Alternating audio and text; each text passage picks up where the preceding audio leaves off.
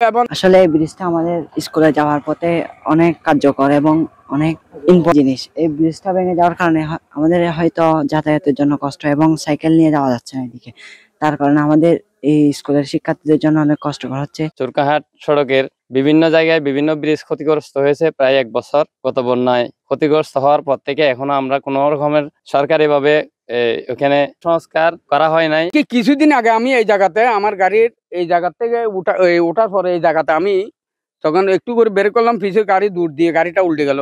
আমি নিজেও আঘাত পাইছি, আমার যাত্রী 4 জন যাত্রীও আঘাত পাইছে, কারণ ওই ব্রিজটা এদিকে ঢালু হয়ে গেছে।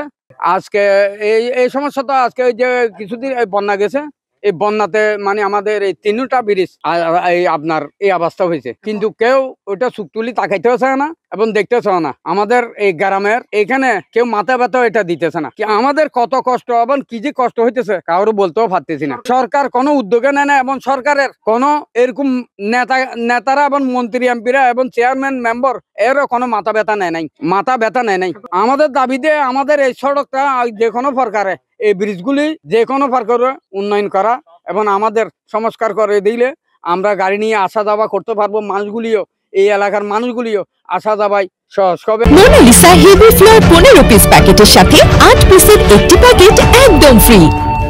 আমার মনে হচ্ছে যে বর্ষার মৌসুম শুরু থেকে এই ব্রিজগুলি পরে যাবে। এই ব্রিজগুলি যদি পরে যায় তাহলে আমরা সুবনচরীবাসী একান্ত ঘরবন্দি হয়ে যাব, কারণ আমাদের এই রাস্তার বিকল্প কোনো সড়ক আর নেই। আমাদের একটি মাত্র সড়ক। এই সড়কের মধ্যে আমাদের যে 3টে ব্রিজ আছে, এই 3টে ব্রিজ খুব ঝুঁকিপূর্ণ। এখানে বিশেষ করে আমরা গর্ভবতী মহিলাদেরকে মেডিকেল নেওয়া একদম অনুপযোগী, এবং স্কুলের কচিকাঁচা ছাত্রছাত্রীদের জন্য এটা 100% ঝুঁকিপূর্ণ। সাধারণ পাবলিক তো চলাফেরা করতে পারতেছেন না।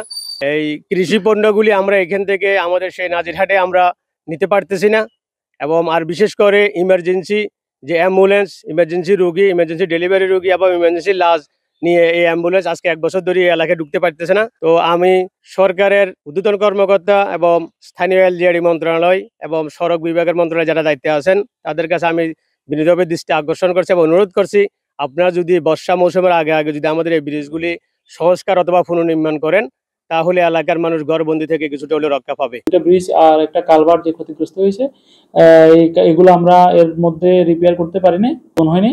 আমরা 2টি ব্রিজ, আমাদের একটি ব্রিজের একটি প্রকল্প আছে, এই প্রকল্পে পাঠিয়েছি। আর পুরো রাস্তাটির সাথে কালভার্ট সহ আমাদের একটা চট্টগ্রাম বিভাগীয় একটা প্রকল্প আছে।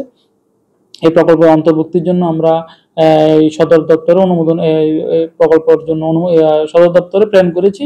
যখনই অনুমোদন আসবে, আমাদের যদি এই প্রকল্পটি পাস হয়, ডিপিবিভুক্ত হয়, তাহলে আমরা দ্রুত এই প্রকল্পটির কাজ বাস্তবায়ন করব।